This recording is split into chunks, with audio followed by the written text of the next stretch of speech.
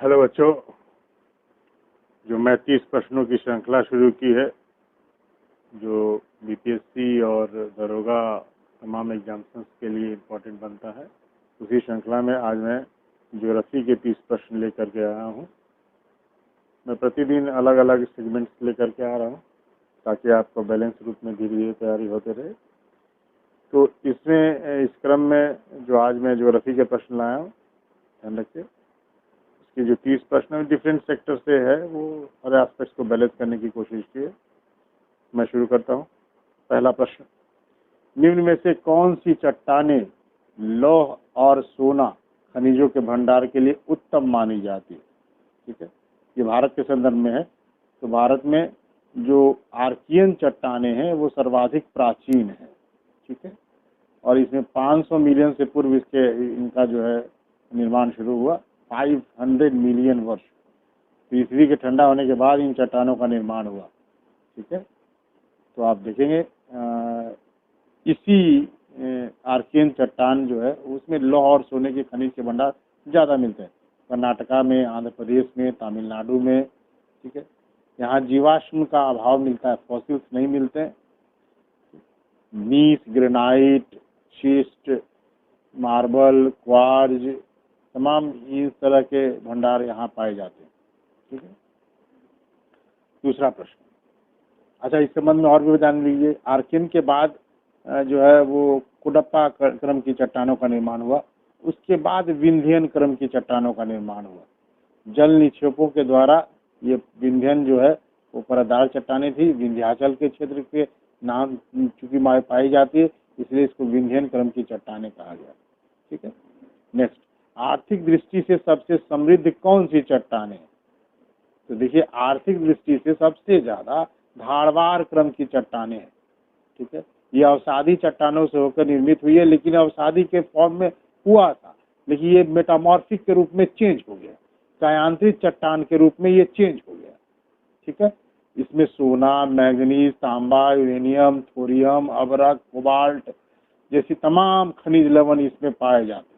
तो ये जो धातुएं यहाँ पाई जाती, इसलिए इसको सबसे इकोनॉमिकल रूप से ज्यादा समृद्ध पाया गया धारवाड़ क्रम की चट्टानों को। ये मध्य प्रदेश, राजस्थान, झारखंड, मेघालय, कर्नाटका, कई क्षेत्रों में इस प्रकार के चट्टान पाए जाते हैं। तो ये सबसे महत्वपूर्ण है। झारखंड वाला जो पूरा इलाका है, बिहार का कोई इलाका है, जो अभरक वाला इलाका गया से लेकर के, वो पूरी तरह से धारवाड़ क्रम की चट्टानों से निर्मित है। तीसरा, रेगुर मिट्टी का निर्माण किस प्रकार की चट्टानों से हुआ? रेगुर जो मिट्टी होती है उसको काली मिट्टी कहते हैं, जो कपासी मिट्टी भी कहते हैं इसको, रेगुर को। ये दक्कनी ट्रैप से, दक्कन ट्रैप से काली मिट्टी का निर्माण हुआ। ठीक है, तो B is the correct answer. Maharashtra और तमाम जो रीजन आप देखते हो साउथ तक चल जाओ, काली मिट्टी आपको मिलेगी, दक्कन ट्रैप। नेक्स्ट, खनिज पदार्थों का स्टोर हाउस किस प्रकार के पठारों में पाया जाता है? अब देखिए, खनिज पदार्थों का स्टोर हाउस है, कहाँ, किसको कहा जाता है? यह छोटा नागपुर का पठार सबसे ज्यादा, देखिए इसमें कितना मिलता है। ठीक है, तो D is the correct answer. ठीक है, छोटा नागपुर का पठार। नेक्स्ट, ऊट कमंड कहाँ स्थित है? ठीक है, तो ऊट कमंड जो है वो नीलगिरी की पहाड़ियों में स्थित है, नीलगिरी हिल्स में, जो पूर्वी घाट और पश्चिमी घाट के पास पड़ता है, नीलगिरी की पहाड़ियाँ, उसी में ऊट कमंड जो है, ऊटी हिल स्टेशन ऊटी है, उसी को ऊट कमंड कहते हैं। तो साउथ का में एक यही आप देखिए, साउथ जो क्लाइमेटिक जोन है वो, उसमें बहुत हिल स्टेशन कम मिलते हैं, तो उस एरिया का जो हिल स्टेशन यही ऊटी ही है। ठीक है, और ऐसे इलायची की जो पहाड़ियां हैं वो केरल और तमिलनाडु के बीच में इलायची की पहाड़ियां पाई जाती है। ठीक है, ये इसलिए बहुत महत्वपूर्ण है वो क्षेत्र, केरल और तमिलनाडु। इसलिए देखिएगा, इलायची का जो निर्यात जो है यहीं से होता है। नेक्स्ट, डियागो गार्सिया कहाँ स्थित है? ये डियागो गार्सिया जो है ये हिंद महासागर में स्थित एक द्वीप है, मालदीव के पास। मालदीव के नियंत्रण में था, लेकिन मालदीव से ये पहले, सबसे पहले ये यूरोपियन लोग यहाँ पे पहुंचे थे, खोजा था 1793 में। फ्रांसीसी उपनिवेश था ये, लेकिन पेरिस की संधि के बाद नेपोलियन ने इसको ब्रिटेन को दे दिया, बाद में इसका एडमिनिस्ट्रेशन मॉरिशस को के जरिए, द्वीप के जरिए होता था, उन्हीं को दे दिया गया था, उसी से शासित था। लेकिन बाद में ब्रिटेन ने फिर इसको खरीद लिया। नारियल का ये जो व्यवसाय है अभी ब्रिटेन के नियंत्रण में ही है, उन्हीं का ये द्वीप है। नारियल का व्यवसाय, यहाँ बहुत नारियल का बागान मालिक है, वहीं से ये वही पता, बहुत कम लिस्ट मात्रा में ये द्वीप में जनसंख्या है, लेकिन ये व्यापार के लिए, तमाम के लिए प्रसिद्ध है। चलिए नेक्स्ट, भारत में सर्वाधिक आद्य जनजाति, सबसे पुरानी जनजाति कौन है? तो वो है जारवा जनजाति। ठीक है, याद रखिएगा, जारवा, सर्वाधिक प्राचीन जनजाति का नाम जारवा है। ठीक है, नेक्स्ट, अंडमान निकोबार द्वीप समूह में सबसे अधिक ऊंचाई वाली चोटी कौन है?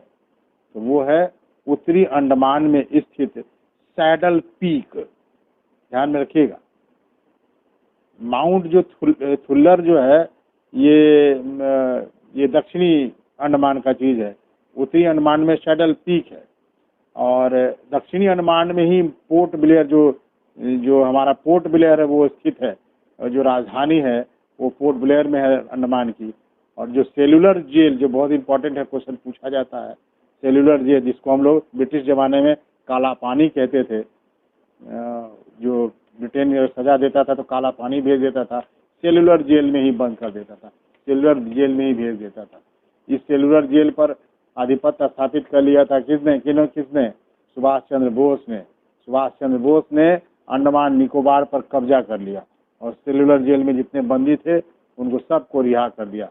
ब्रिटेन को जापान की मदद से उन्होंने किया था, वहाँ पर सरकार की स्थापना कर दी थी और अंडमान निकोबार का नाम बदल करके शहीद और स्वराज कर दिया था। ठीक है, चलिए हिस्ट्री की भी बातें हो गई। भारत में सुदूर दक्षिण में इंदिरा पॉइंट निम्न में से कहाँ पर स्थित है? इंदिरा पॉइंट, देखिए अभी फिलहाल में ये डूब चुका, फिर भी आपको याद रखना है कि हमारा जो पॉइंट है वो बड़ा निकोबार में है। ठीक है, बड़ा निकोबार, देखिए निकोबार में 3 है, छोटा निकोबार, कार निकोबार, बड़ा निकोबार। निकोबार, बड़ा निकोबार में इंदिरा पॉइंट है, सुदूरतम दक्षिण। ठीक है, निम्न में से कौन ऑक्साई चीन का भाग है? ऑक्साई चीन, अब देखिए ये बहुत चीन वाला में ध्यान में रखिएगा, मैं सब एक करके करवाऊंगा कि चीन के जो बॉर्डर के जो भारत के इलाके हैं, चीन का कौन कौन से क्षेत्र में कहाँ कहाँ है, तो ये ध्यान में रखिए। ये कश्मीर का जो लद्दाख वाला जो क्षेत्र था, अब लद्दाख को अलग यूनियन टेरिटरी बना दिया गया, तो लद्दाख का जो पठारी क्षेत्र है वही ऑक्साई चीन है। ठीक है, 10 का डी। निम्न में से किस देश में पंपास घास के मैदान है? ठीक है, अब देखिए घास के मैदान से एक प्रश्न जरूर आता है, ध्यान में रखिएगा, वो सब वर्ल्ड वाला में देख लीजिएगा कहाँ कहाँ कौन कौन घास के मैदान है। तो ये जो पंपास है जो बहुत इंपॉर्टेंट है वो है अर्जेंटीना का पंपास। ठीक है, और कैंपास अगर पूछा तब वो हो जाएगा ब्राजील का कैंपास। ठीक है, अर्जेंटीना और उरुग्वे 2 कंट्री है जहाँ पंपास घास के मैदान है। ठीक है, ये जितने घास के मैदान वाले क्षेत्र हैं फुटबॉल के क्षेत्र में बड़े आगे हैं, इन सब की टीम बहुत जबरदस्त है।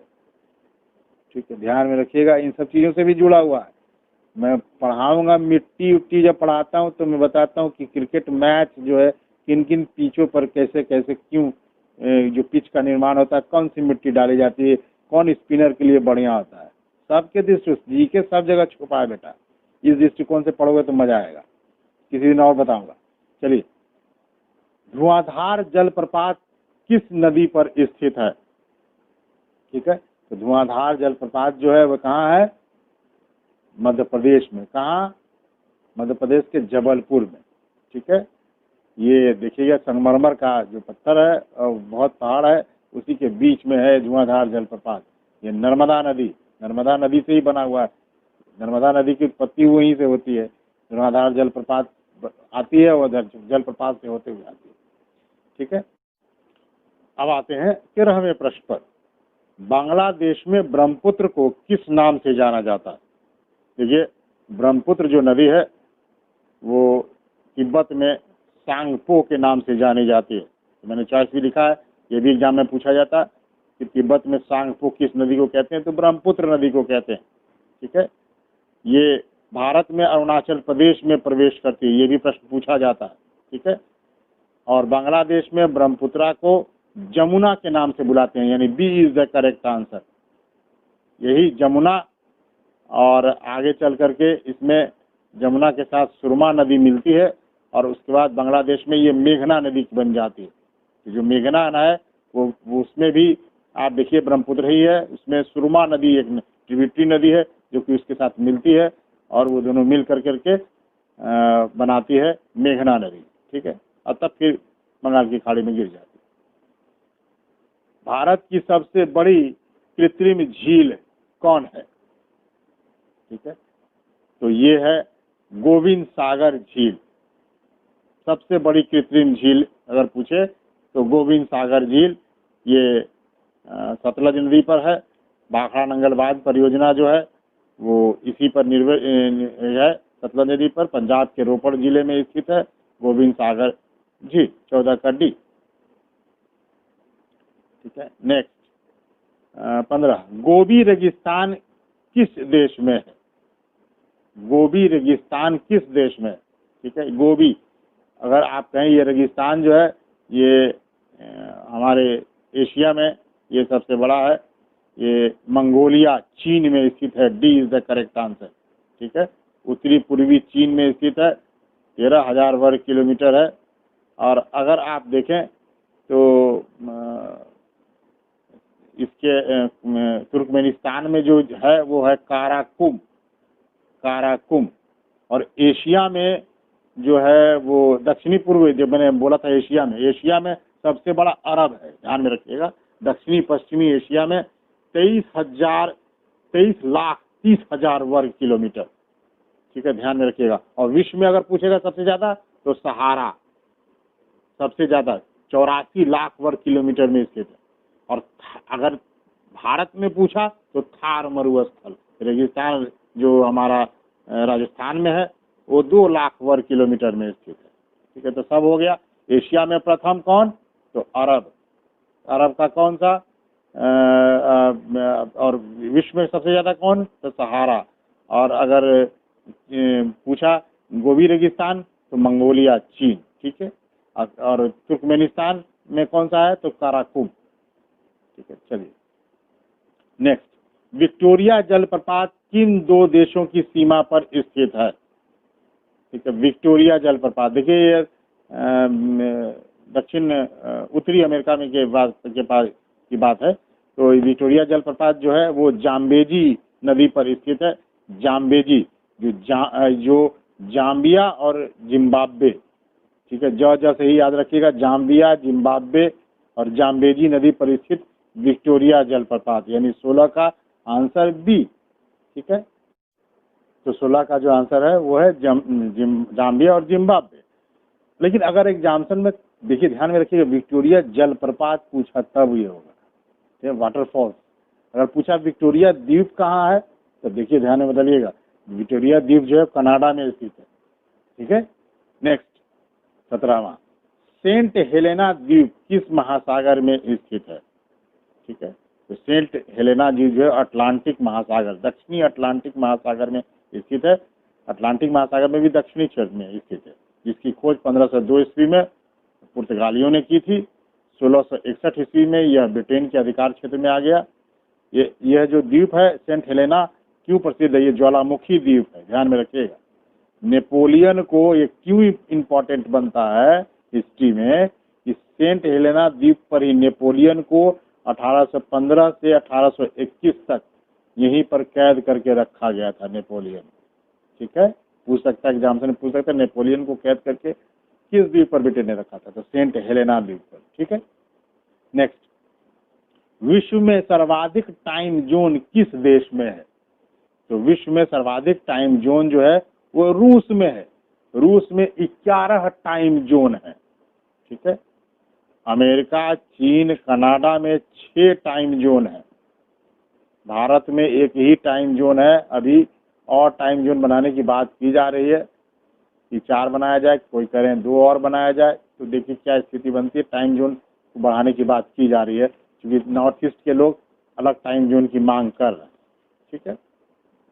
क्यों कर रहे हैं तमाम है, इस पर मैं जब किसी चैप्टर में टाइम जोन वाले पर आऊँगा तो मैं बताऊँगा। नेक्स्ट, डॉप्सन किसके माप की इकाई है? डॉप्सन, ठीक है। तो डॉप्सन जो है ओजोन लेयर के परत की मोटाई को मापता है, उसी की इकाई है डॉप्सन। डॉप्सन महोदय जी, जीएमबी डॉप्सन थे, ब्रिटेन के वैज्ञानिक थे, उन्होंने ओजोन की परत की मोटाई के बारे में बताया, उन्हीं के नाम पर ये है। ये जो ओजोन लेयर है वो दक्षिणी ध्रुव में अंटार्कटिका के ऊपर ओजोन का पता लगाया उन्होंने, ठीक है, सबसे पहले वही, तो वो इसलिए डॉप्सन के नाम पर ही इकाई बना दी गई है। ओजोन परत की जो मोटाई है वो वसंत ऋतु में सबसे ज्यादा तथा वर्षा ऋतु में सबसे कम होती है। ये प्रश्न भी आता है बेटा।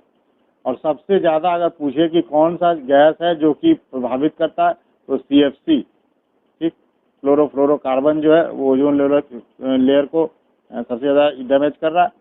इसमें CFC में N2O, N2O, CH3Cl ये सब भी गैसें हैं, सब AC फ्रीज इन सब में ज़्यादा, या फोम बनाने वाली कंपनियां हैं उन सब में ज़्यादा यूज होती है, ठीक है। अभी जो मॉन्ट्रियल जो हमारा सम्मेलन हुआ उसमें, उसके बाद तमाम पेरिस सम्मेलन और इस सब के बाद अभी जो वर्तमान में कहा जा रहा है कि CFC की जगह अब हम लोग HCFC का प्रयोग करें। एग्जाम्पल में पूछा जा सकता है HCFC क्या है?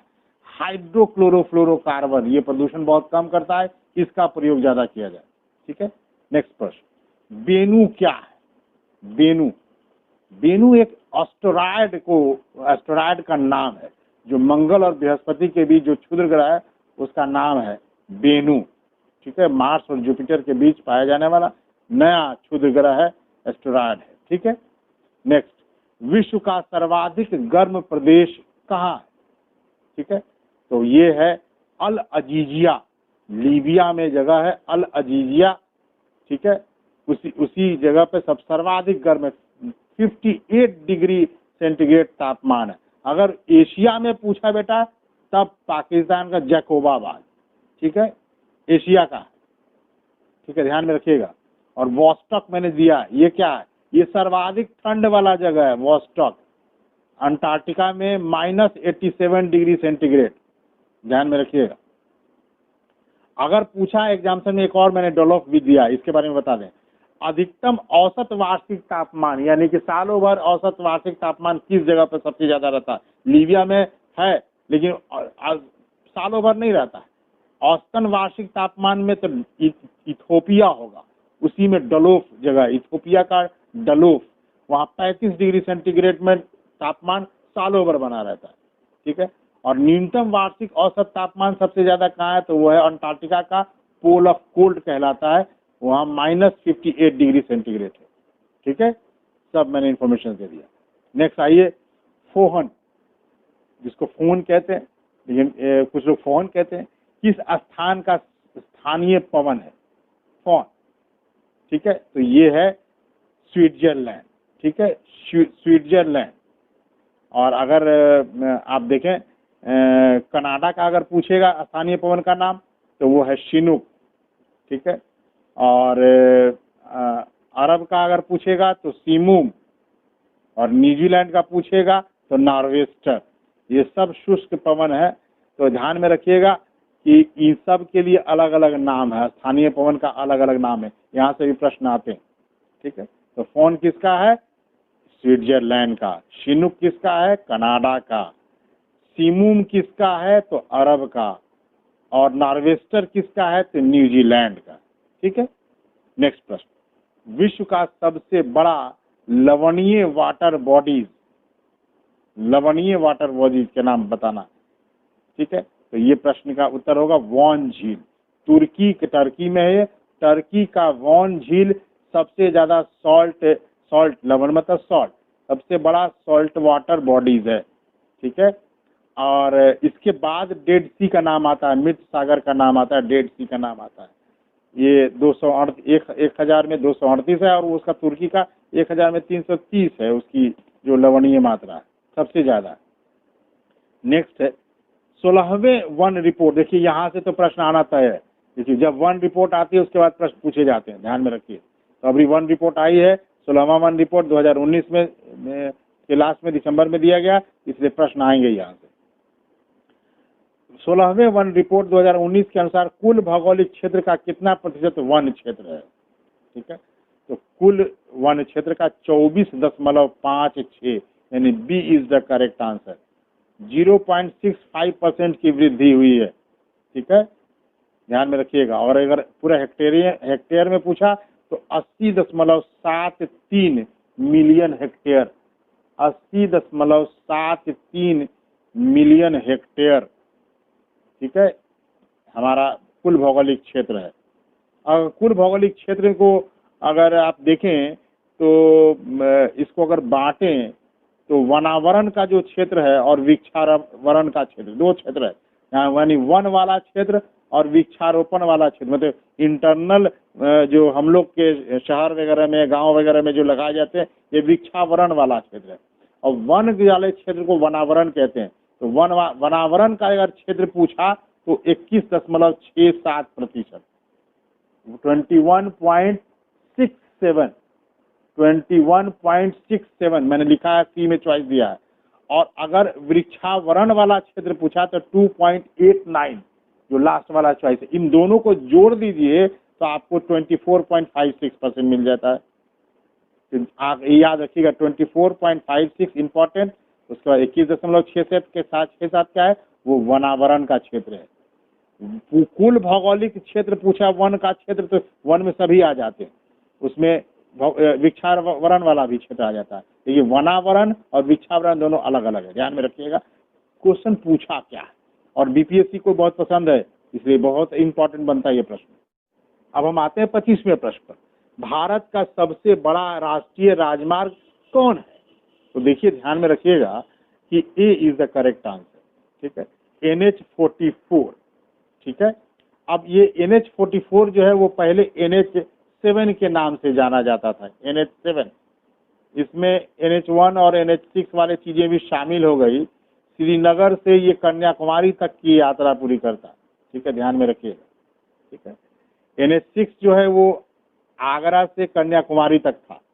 अब इसमें NH जो है 7 में जो था वो श्रीनगर से लेकर के कन्याकुमारी तक को, ये NH44 जब इसमें जुट गया NH1, तो ये NH1 जैसे ही जुटा NH6 के साथ तो NH7 वाला हो गया ये, तो NH44 उसका नाम दे दिया गया। तो NH44 जो है वो श्रीनगर से अब कन्याकुमारी से, मतलब 2-3 को जोड़ करके वो NH44 का नाम दिया गया। इसीलिए आप ध्यान में रखिएगा NH44 को।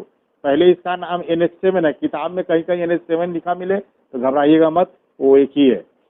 नेक्स्ट आए 26वें प्रश्न पर। भारत में कुल कितने रेल जोन का गठन किया गया है? अब ये जो पहले 17 था बेटा, अब 18 हो गया, 18 जोन है। जो सबसे नवीनतम जोन है वो साउथ कोस्ट रेलवे, जिसका मुख्यालय विशाखापत्तनम है, तो 18 रेलवे जोन है। नेक्स्ट प्रश्न, गोपीनाथ बारदोलई हवाई अड्डा कहाँ स्थित है? अब ये जो हवाई अड्डा है गोपीनाथ बारदोलई, वो असम के रहने वाले थे, उन्हीं के नाम पे है। D is the correct answer, Guwahati. ठीक है, 28वां प्रश्न, निम्न में से किस पोर्ट का नाम श्यामा प्रसाद मुखर्जी पोर्ट कर दिया गया? ठीक है, अब इसका जो उत्तर होगा वो है कोलकाता एयरपोर्ट। ठीक है, कोलकाता एयरपोर्ट का नाम बदल करके श्यामा प्रसाद मुखर्जी एयरपोर्ट कर दिया गया। कब? 12 जनवरी 2020 को। इसलिए इम्पोर्टेंट बनता आएगा एग्जाम में। कांडला कहाँ है? ये ज्वारीय बंदरगाह है, गुजरात में है। ठीक है, मारमुआ गोवा, ये गोवा में है, जुआरी नदी पर स्थित है। जुआरी नदी पर स्थित मारमुआ गोवा। ठीक है, ये। और नवा शेवा कहाँ है? जवाहरलाल नेहरू पत्तन, जिसका आधुनिक नाम है ये महाराष्ट्र में। ठीक है, नेक्स्ट, पाक जल संधि 29वां प्रश्न, पाक स्टेट किन दो देशों के बीच में है? तो ये पाक स्टेट जो है भारत और श्रीलंका के बीच में। सी इज द करेक्ट आंसर। ठीक है, जल का विभाजक रेखा पाक स्टेट। सेंधा नमक किस प्रकार की चट्टान का उदाहरण है? ठीक है, तो ये सेडिमेंट्री रॉक्स है, सेंधा नमक कहाँ पाया जाता है ये? पाकिस्तान में, पाकिस्तान के सिंध प्रांत में पाया जाता है। और हमारे यहाँ नहीं है। जो सेंधा नमक आता है वो पाकिस्तान से आता है, हम लोग आयात करते हैं, ठीक है। सेंधा नमक सिंध प्रांत में है, इसलिए इसको सेंधा कहा गया, सिंध से सेंधा। वो क्या है? सेडिमेंट्री रॉक्स है, अवसादी चट्टान है, ठीक है। ये रहा 30 प्रश्न बेटा।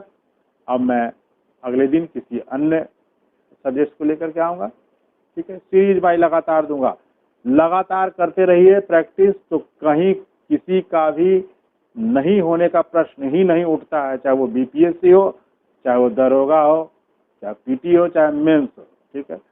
मैं स्तरीय ही प्रश्न देता हूँ, ध्यान में रखिए। छोटे छोटे वाले प्रश्न तो आप बना ही लेंगे, ठीक है। मैं थोड़े स्तरीय प्रश्न इसलिए देता हूँ कि बच्चे मेरे, थोड़ा मिक्स जरूर करता हूँ, थोड़ा बहुत कर दूँ, नहीं तो बच्चे बहुत हतोत्साहित होंगे कि मेरा स्कोर नहीं हो रहा है, ठीक है। तो मिक्स लेके चलता हूँ, ऐसा नहीं समझिए। मेरा मकसद आपको स्तरीय प्रश्न देकर के आपको एग्जाम के लिए बहुत प्रिपेयर्ड करना, तैयार करना। ऐसा नहीं कि आपको ऐसा प्रश्न दूं कि आप 30 में 30 मार दें और कहें कि आप तो हमको पढ़ना ही नहीं। तो मेरा मकसद होता है आप में गुणात्मक सुधार करना, उत्तरोत्तर आप में विकास करना। इसलिए थोड़े मेरे स्टैंडर्ड रहते हैं कुछ प्रश्न, ताकि आपको एग्जामिनेशन पॉइंट ऑफ व्यू से, और बीपीएससी वाले को तो निश्चित रूप से फायदा करता है, तो एग्जामिनेशन हॉल में ही फायदा करेगा, आपको पता चलेगा। चलिए, धन्यवाद।